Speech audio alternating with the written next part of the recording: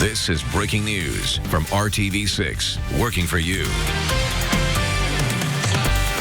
Shot and killed, facing danger and not turning back. She was known for her compassion and care. She was a mother, and now a city grieves after a 24-year-old Indianapolis officer's life is cut short. RTV6 is working for you tonight with team coverage as we find out what happened here. Our Cornelius Hawker is at the scene of the shooting, but first we want to get over to Cameron Riddle, who has been getting updates at Eskenazi Health. Cameron.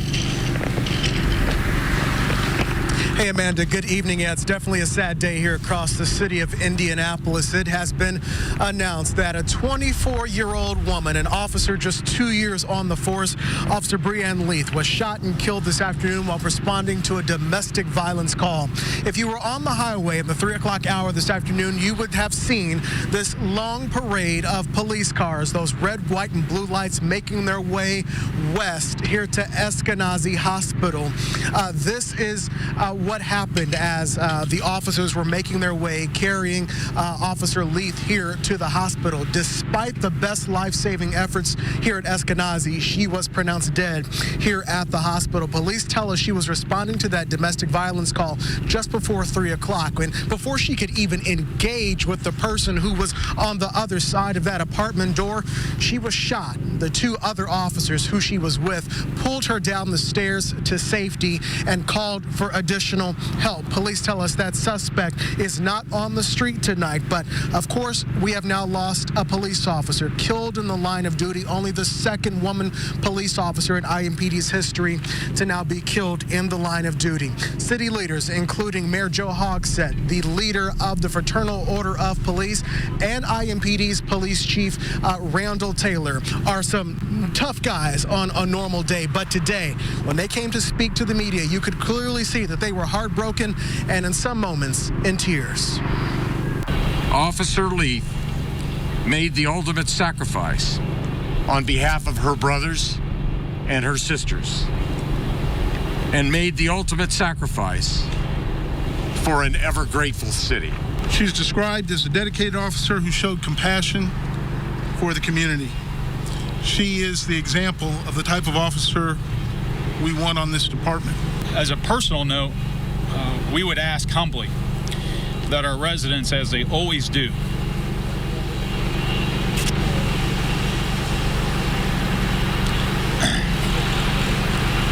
step forward and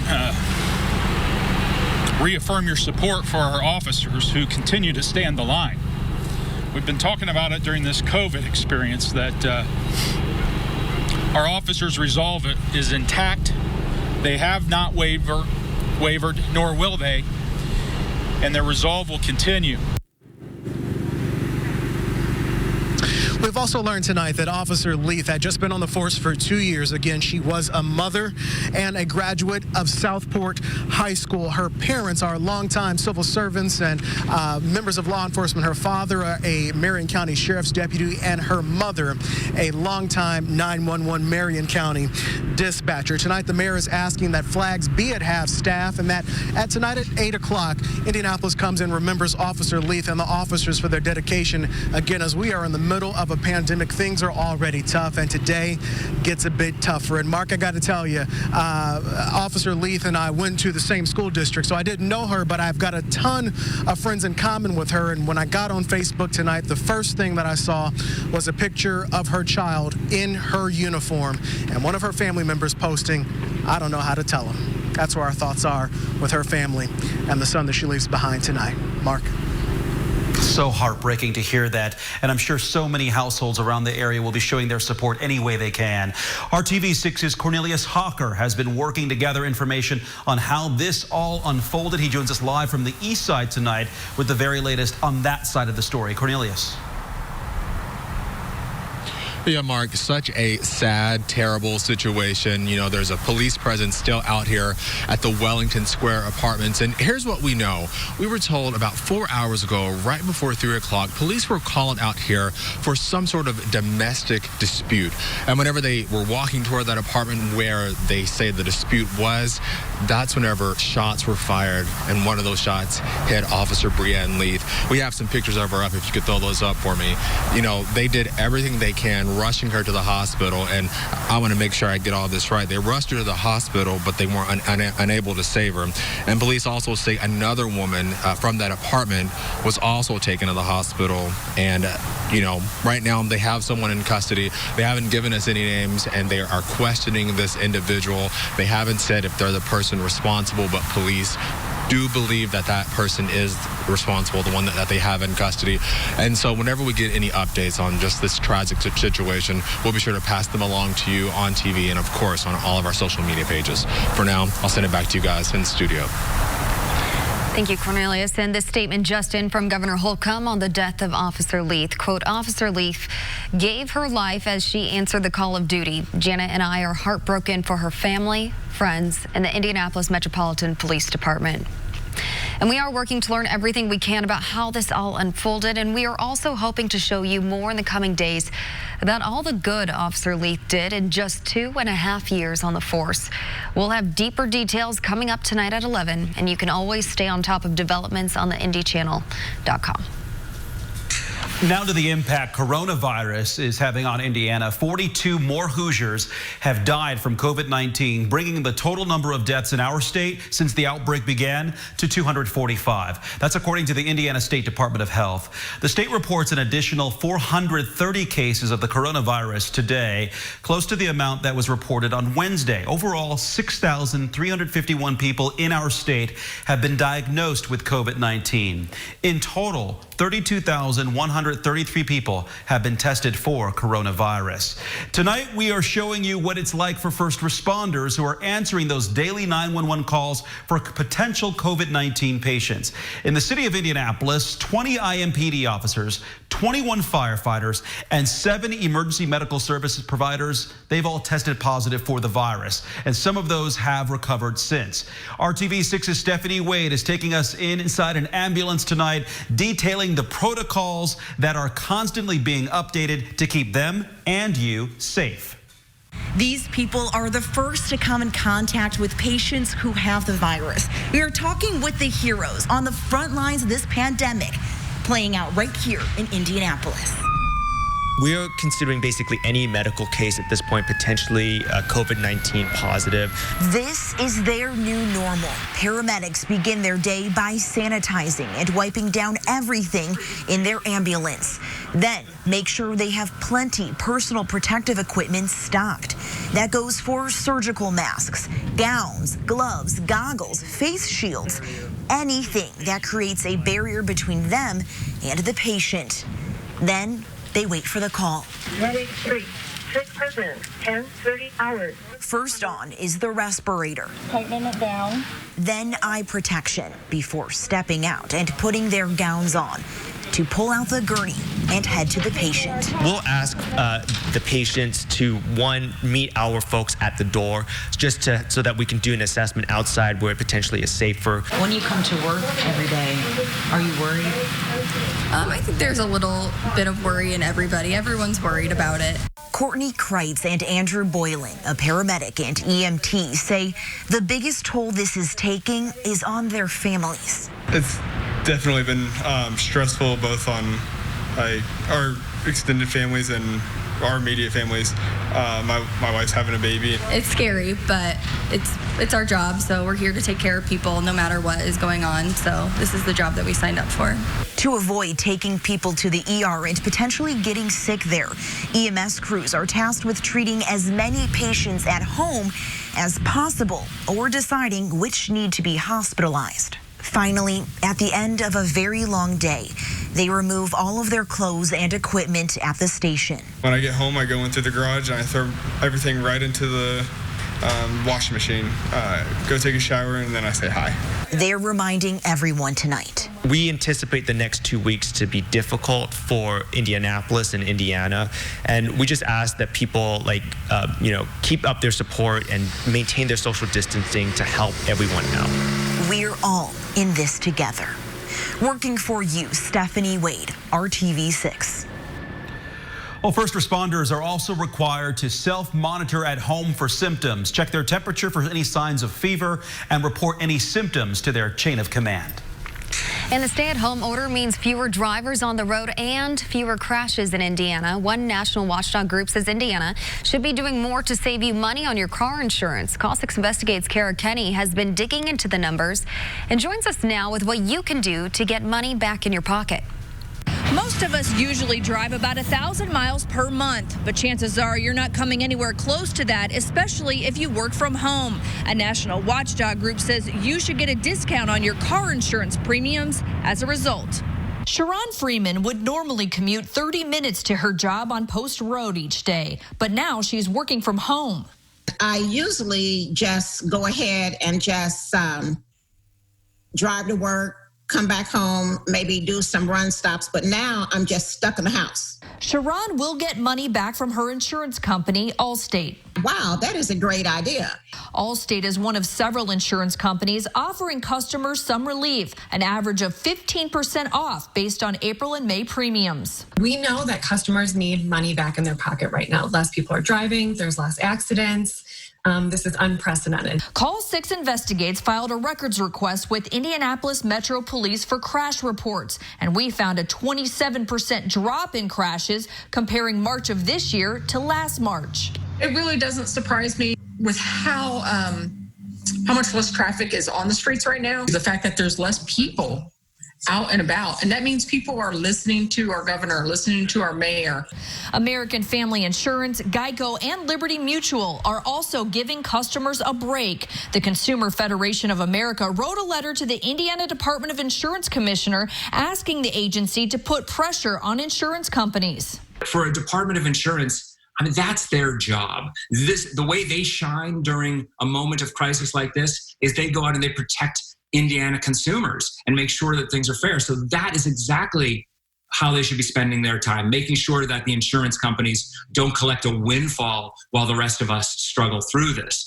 The Indiana Department of Insurance posted information on their website, but we haven't heard back on whether they're reaching out to insurance companies on behalf of Indiana drivers. We're just not driving, we're not causing accidents, and they're holding on to our money. Sharon will use the extra money she got back from Allstate to get some planting done around her home. So how can you save money? Contact your insurance agent and let them know you've had a drastic reduction in your driving and ask for a new rate. Reporting in Indianapolis, Kara Kenny, RTV6. Kara, thank you. And the Consumer Federation of America says they have not received a response to their letter to the Indiana Department of Insurance Commissioner, but the group says they will independently work with insurance companies and encourage them to reduce rates for Hoosiers. Kevin. Well, we've transitioned from the threat of severe storms that we had last night, still have thousands without power at this hour, to staring at the thermometer. Look at that change, 79 yesterday for the high. We're at 42 degrees right now in Indianapolis.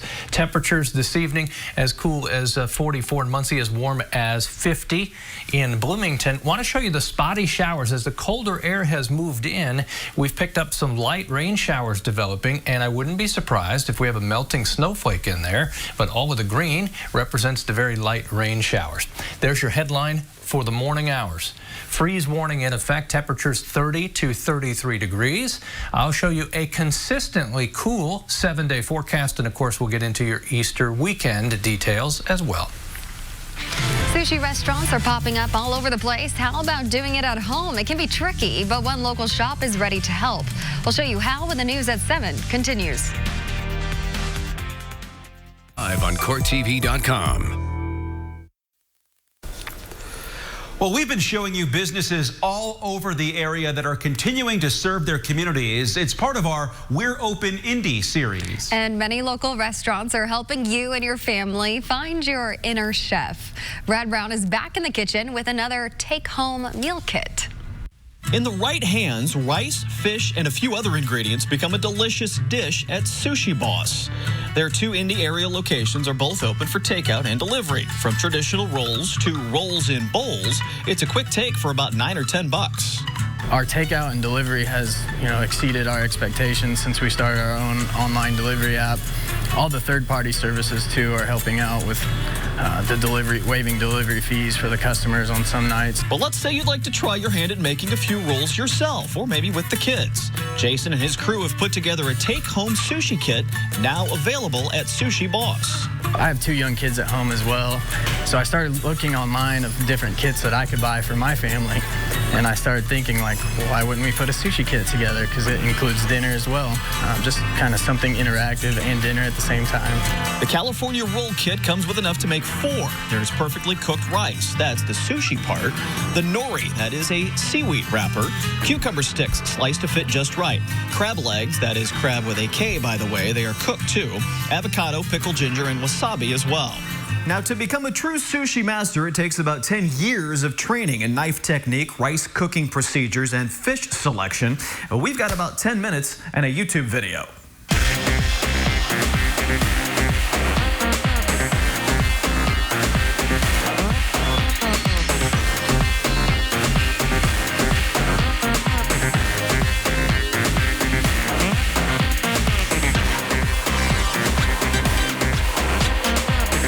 Sushi Boss has locations downtown. There's also one out at Keystone at the Crossing. I'll be honest, it's not the easiest thing. There is a bit of skill involved, but let's be honest, even the mistakes are pretty tasty.